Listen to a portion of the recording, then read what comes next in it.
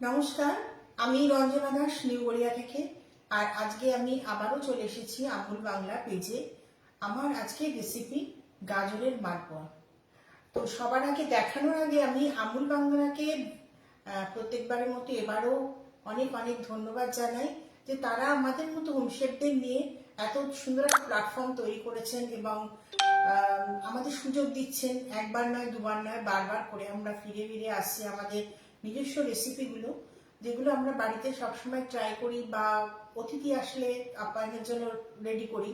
তো সেগুলো আজকে আমরা এই লাইভে এতজন মানুষের কাছে পৌঁছে দিতে পারছি এবং সকলের রেসিপি আমরা সকলেই জানতে পারছি। সব থেকে বড় কথা, প্রত্যেকটা রেসিপির মধ্যেই কিছু না কিছু ইউনিকনেস থাকে। আমরা পরস্পরের রেসিপিগুলোকে ভালো করে দেখে আরো বেশি আমাদের নিজেদের সমৃদ্ধ করতে পারি। তো এইসবের জন্য আমুল বাংলাকে অনেক অনেক ধন্যবাদ, তারা আমাদের এই সুযোগটা করে দিয়েছেন। তো আমার আজকের রেসিপি গাজরের মালপোয়া। তো অবশ্যই শীতকাল বলে এখন গাজরটা খুব ভালো ওঠে। আর আমার এই রেসিপিতে আমি যে গাজরটা নিয়েছি সেটা একটু লাল। গাজর তো দু রকমের হয়, একটা অরেঞ্জ কালার, একটা রেড কালার। তো এই রেসিপির জন্য আমার রেড কালারের যে গাজরটা লম্বা হয় যেটা, ওটা আমার লাগবে। আর অবশ্যই আমি এখানে আজকের রেসিপিতে আমার আমুলের অনেক প্রোডাক্টই ইউজ করতে হবে আর কি। তো সবার প্রথমে আমি নিয়ে নিয়েছি এখানে আমুলিয়া পাউডারটা। এটা দিয়ে আমি আমার রাবড়িটা বানিয়েছি। কিভাবে বানিয়েছি সমস্ত দেখাতে দেখাতেই বলবো। আর রাবড়িটা বানানোর জন্য আমি এই দুধটা নিয়েছি, যে আমুল গোল্ড যেটা। এত সুন্দর দুধটা, এমনিতেই এটার মধ্যে না অনেকটা কন্টেন্ট থাকে, ক্ষীরের কন্টেন্টটা থাকে। আর খুব ঘন হয় দুধটা এবং টেস্টও খুব ভালো হয়। আর এটাও এই দুধটা দিয়ে আমি আমার মালপোয়ার ব্যাটারটা রেডি করেছি। এটা আমুলের নর্মাল দুধ যেটা, এটা আমরা তো বাড়িতে সবসময় ইউজ করি, এটা বাড়িতেই থাকে সবসময়, সকলের বাড়িতেই আমরা ইউজ করি এটা। তো এইটা দিয়ে আমি মালপোয়ার ব্যাটারটা রেডি করেছি। আর ক্ষীরটা আমি ক্ষীর বা রাবড়ি যেটা ইউজ করেছি আমার আজকের রেসিপিতে, সেটা আমি এই লাল দুধ দিয়ে করেছি। আর এখানে নিয়েছি কিছুটা পনির। পনিরটা আমি কি করেছি, আমার যে রাবড়িটা ইউজ করেছি, লাইভের সময়সীমা কম বলে আমি রাবড়িটা করে রেখেছি এখানে। তো রাবড়িটা আমি কি করেছি, প্রথমে আমি দুধটা নিয়েছি, এই লাল দুধটা। এই লাল দুধটা 2 কাপ মতো নিয়েছি। সেখানে আমি দিয়েছি হাফ কাপেরও একটু কম, কারণ এটার থিকনেস খুব ভালো হয়। তো হাফ কাপেরও একটু কম আমি এই আমুলিয়া পাউডারটা নিয়েছি। ঠান্ডা আগে গ্যাস না জ্বালিয়ে খুব ভালো করে মিক্স করে নিয়েছি। দেন এর মধ্যে একটু আমি পনির গ্রেট করে দিয়েছি, খুব সামান্য পনির আমি একটু গ্রেট করে দিয়েছি। এর টেস্টটা ইনহ্যান্স করে, আমাদের পনিরটা না ভীষণ ভালো। তো এই কারণে টেস্টটাও ইনহ্যান্স করে। আর একটু টুইস্ট আনার জন্য আমি এই পনিরটা গ্রেট করে ওর মধ্যে দিয়ে সবকিছুই একসঙ্গে ভালো করে কুক করে নিয়েছি। কুক করে নেওয়ার পরে যখন এটা ঘন হয়ে এসছে, তখন আমি হালকা এতে মিঠাই মেট দিয়েছি, আমুলের যে মিঠাই মেট।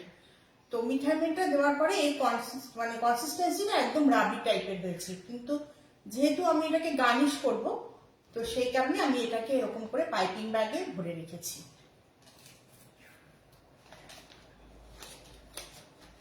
সবার প্রথমে আমি এখানে গাজরের একটা পেস্ট করে নিয়েছি। এই গাজরটা আমি পেস্ট করেছি যেটা, সেটা একদম টুকরো টুকরো করে গাজরটাকে ভালো করে ধুয়ে নিয়েছি প্রথমে। নেবার পর টুকরো টুকরো করে ভালো করে কেটে কোনো রকম জল বা কিছু ছাড়া আমি এটাকে পেস্ট করে নিয়েছি। কিন্তু যে মুহূর্তে এটা খুব একদম পুরো সুন্দর করে পেস্ট করতে হবে, যেহেতু এর মধ্যে যেন কোনো দানা বা লাম্পস না থাকে, তো সেই কারণে আমি অল্প একটু দুধ দিয়েছি। এই দুধটা একটু হালকা গরম, খুব সামান্য একটু হালকা গরম করে নিয়েছিলাম, যাতে বাইন্ডিংটা টাইট হয়। যেহেতু মালপোয়া তো অনেক সময় ছেড়ে যায়, তো সেই কারণে এর মধ্যে জল মেশানো একদমই যাবে না। এর মধ্যে অল্প করে যদি দুধ দিয়ে আমরা পুরো ব্যাটারটা আমি পেস্টটা আমি রেডি করে নিয়েছি, এটা গাজরের পেস্টটা। এবার এখানে আমার মোটামুটি 1 কাপ মতো পেস্ট রয়েছে, 1 কাপ এবং হাফ কাপ মতো পেস্ট রয়েছে। এবার আমি অন্যান্য উপকরণগুলো এর মধ্যে মেশাবো। সবার প্রথমে নিয়ে নিচ্ছি, এখানে রয়েছে আমার ময়দা। ময়দা আমি অল্প অল্প করে মেশাবো, আমার যেরকম যেরকম লাগবে আমি সেরকম সেরকম মেশাবো। 2 চামচ মতো নিয়েছি, যদি পরে আবার লাগে তখন আমি নেব। আর এখানে নিয়েছি সুজি। এই সুজিটা যদি একটু মিহি দানার সুজি হয় তাহলে ভালো হয়, আদারওয়াইজ কোনো অসুবিধা নেই, যে কোনো সুজিই চলবে। 1 চামচ আর একটু কম সুজি নিয়েছি। নিয়ে নিচ্ছি এখানে এলাচ গুঁড়ো। একটু বলতে ভুল হয়েছে আমার, আমি এই রাবড়ির মধ্যেও একটু এলাচ গুঁড়ো দিয়ে দিয়েছি। সেটা কেউ ইচ্ছা করলে নাও দিতে পারেন, কারণ আমরা এখানে তো ব্যাটারে ইউজ করছি, তো এলাচ গুঁড়োটা আমি একটু দিয়ে দিলাম একটু বেশি করে। আর আমি এই মালপোয়াটা চিনির শিরাতে ভিজাবো না, একদম ডিরেক্ট মানে এটা দিয়েই করব। তো কেউ যদি ইচ্ছা করে এখানে মিঠাই মেটও দিতে পারেন, কিন্তু যেহেতু আমি এখানে কোনো জল ইউজ করিনি তাই আমি এটা একটু সুগারটা দিচ্ছি এখানে। তো সুগার খুব একটা বেশি লাগবে না, যেহেতু আমার রাবড়িটার মধ্যে কিন্তু মিঠাই মেট দেওয়া রয়েছে। আর আমরা জানি মিঠাই মেটের যেটা মিষ্টি সেটা অনেকটাই বেশি, সেই কারণে এটা বুঝে দিতে হবে। তো আমি এখানে 1 চামচ আর 2 চামচ মতো দিচ্ছি, খানিকটা দিলাম। এখানে রয়েছে কিছু মৌরি, মৌরিটাকে আমি একটু হাতে ক্রাশ করে নিচ্ছি। মালপোয়াতে মৌরির টেস্টটা খুব ভালো লাগে, একটু গুলে নেব ভালো করে।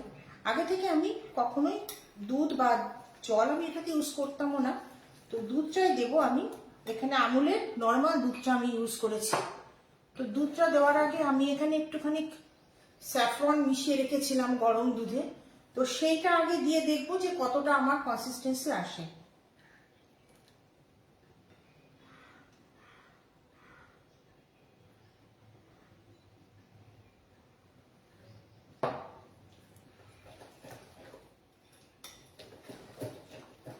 খুব ভালো করে এটাকে মিক্স করে নিচ্ছি।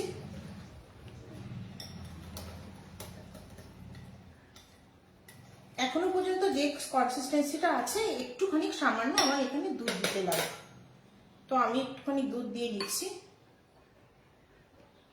একবারে কখনোই বেশিটা দেব না, অল্প অল্প করে দেব।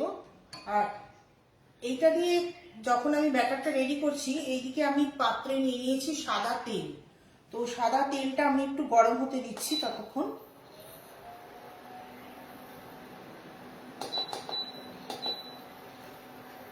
এখন আমি এটাকে খুব ভালো করে মিক্স করে নেব।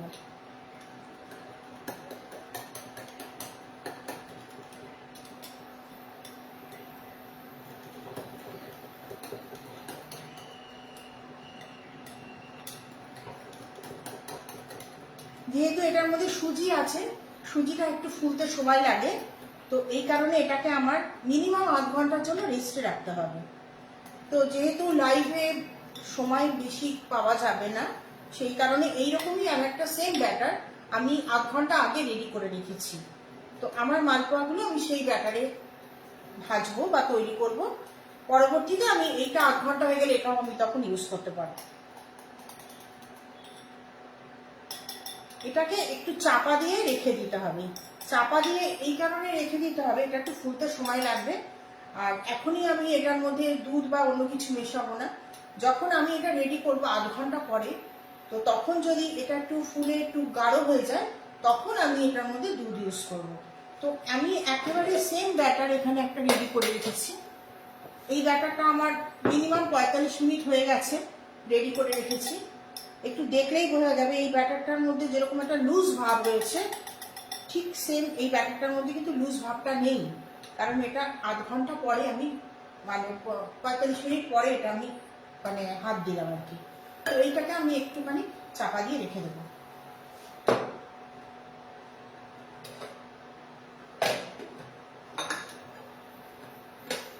তেলটাও একটু গরম হতে দিয়েছি।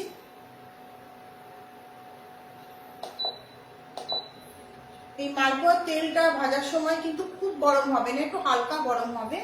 আমার সেরকমই চাই, খুব গরম হলে বাইরের কোটিংটা পুড়ে যাবে কিন্তু ভেতরটা কাঁচা থেকে যাবে। আর যেহেতু এই গাজর একটু মিষ্টি হয়, সেই কারণে মিষ্টিটা একটু বুঝে দিতে হবে। আমার এই কনসিস্টেন্সিটা দেখা যাচ্ছে ঠিক কিরকম একটু থকথকে হয়ে রয়েছে। তো এর মধ্যে আমার আর কিছু দিতে লাগবে না।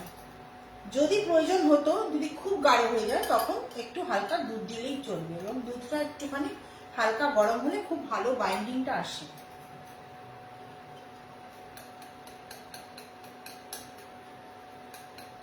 একটু ভালো করে ফেটিয়ে নিচ্ছি। একটুখানি ফেলে দেখবো যে তেলটা রেডি হয়েছে কিনা।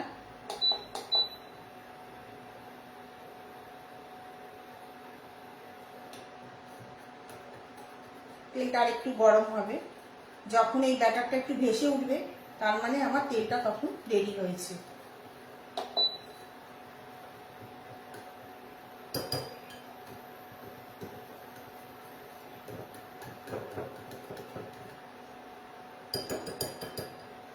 এই যে এখন এই ব্যাটারটা কিরকম ভেসে উঠছে, তো সুতরাং আমি এটাকে আস্তে করে এবার সরিয়ে দেবো। দেওয়ার পরে আমি মালপোয়াটা রেডি করবো।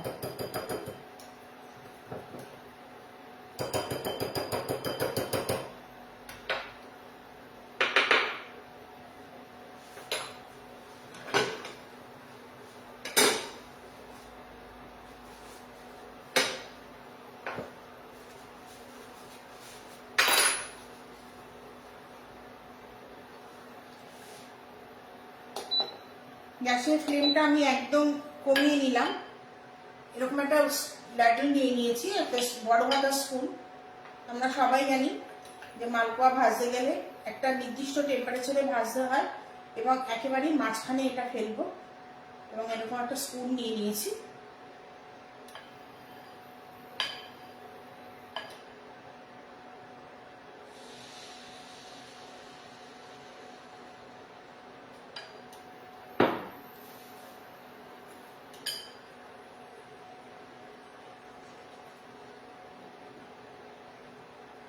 তেল কখনোই যেন খুব বেশি গরম না হয়। এখানে আমি আরো একটা ছেড়ে দেবো।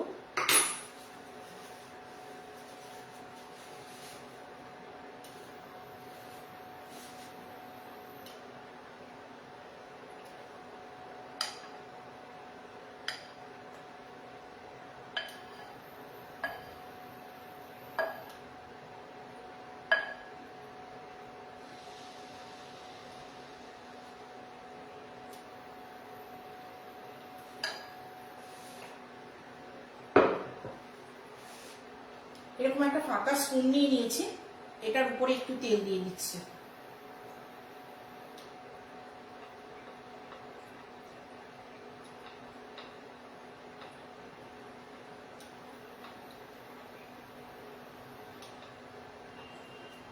আসলে গাজর অনেক সময় বাচ্চারা খেতে চায় না, তো সেটাকে যদি এরকম ভাবে করে দেওয়া যায়, এতে কিন্তু বাচ্চাদের সবজিটাও খাওয়া হবে, আর এটা টেস্ট একটু অন্যরকমই লাগে। আমরা তো গাজরের হালুয়া খাই, এটা একটু অন্যরকম। খুব একটা বেশি সময় এগুলোতে লাগে না, আর এগুলো স্টোর করেও রেখে দেওয়া যায় ফ্রিজে।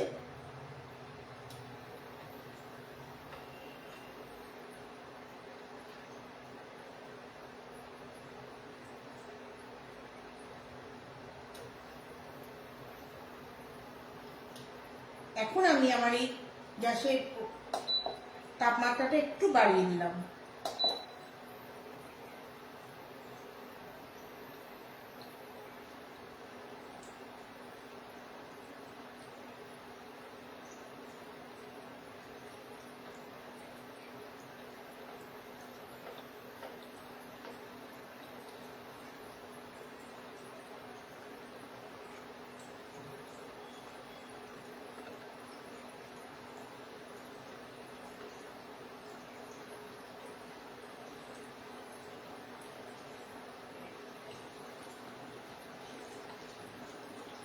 আমাকে দু পিঠটাই সমানভাবে ভাজতে হবে।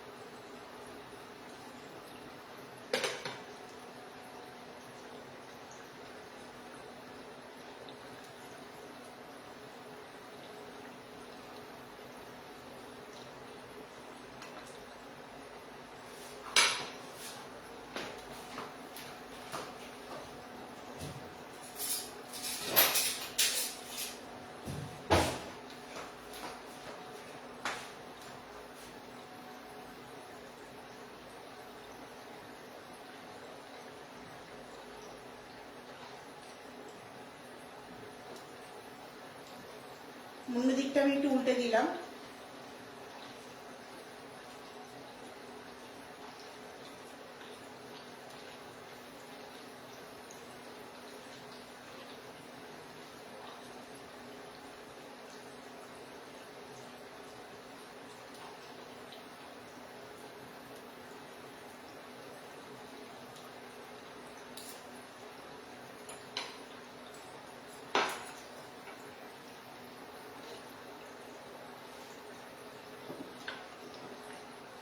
আমার এটা প্রায় হয়ে এসেছে।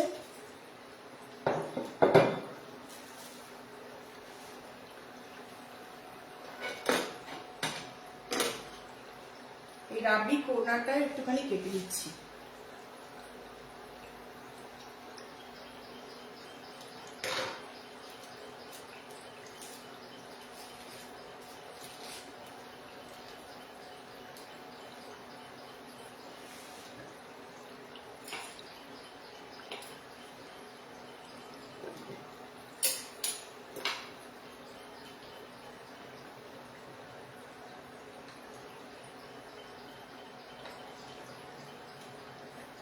কেউ ইচ্ছা করলে এতে ফুড কালারও ইউজ করতে পারেন, কিন্তু আমার মনে হয় না ফুড কালার ইউজ করার দরকার আছে খুব একটা।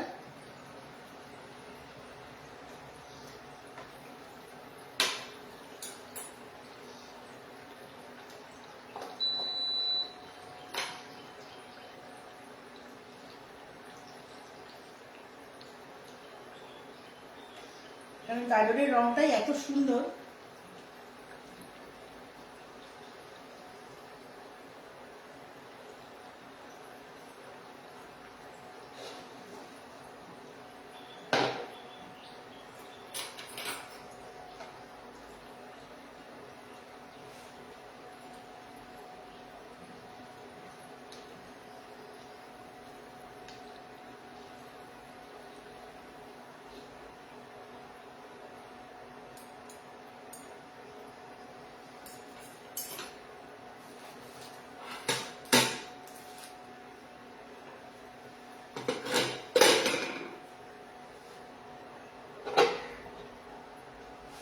আমি উপর থেকে একটুখানি এই রাবড়িটা একটুখানি ড্রেজল করে দেবো।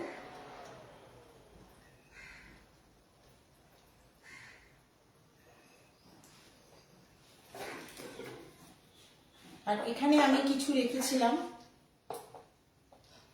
পিস্তা কুচি, উপর থেকে ছড়িয়ে দিচ্ছি।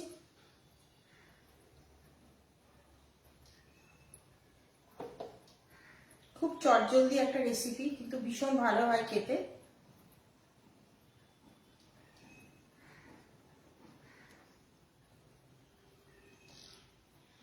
তবে এটা গরম খাওয়া যাবে না, একটু ঠান্ডা করে নিলে খেতে আরো টেস্ট হয়। তো আজকে আমার এই রেসিপি সকলের কেমন লাগলো একটু জানাবেন। আর আমুল বাংলাকে আমি আরো একবার ধন্যবাদ জানাই যে তারা আমাদের জন্য এই প্ল্যাটফর্মটা, আমাদের মতো হোমশেফদের তারা বিভিন্ন রকম ভাবে পাশে থাকেন, এটাই বড় কথা। আর আমরাও সেরকম ভাবে এই লাইভগুলোকে অংশগ্রহণ করতে পারি, এবং আমাদের নিজস্ব ভালোবাসার জায়গা যেটা রান্নাটা, তো সেটা সকলের সামনে তুলে ধরতে পারি। বাড়িতে তো আমরা সকলেই করি, কিন্তু সকলের সামনে তুলে ধরা এই প্ল্যাটফর্মটা কিন্তু আমুল বাংলা বারবার আমাদের দিয়ে থাকে। তো সবাইকে ধন্যবাদ, বিশেষ করে রিদ্ধিস স্যারকে অনেক অনেক ধন্যবাদ। স্যারের জন্য আমরা এই প্ল্যাটফর্মটা পাচ্ছি। তো আমি আরেকবার আমার ডিশটা একটু দেখাই।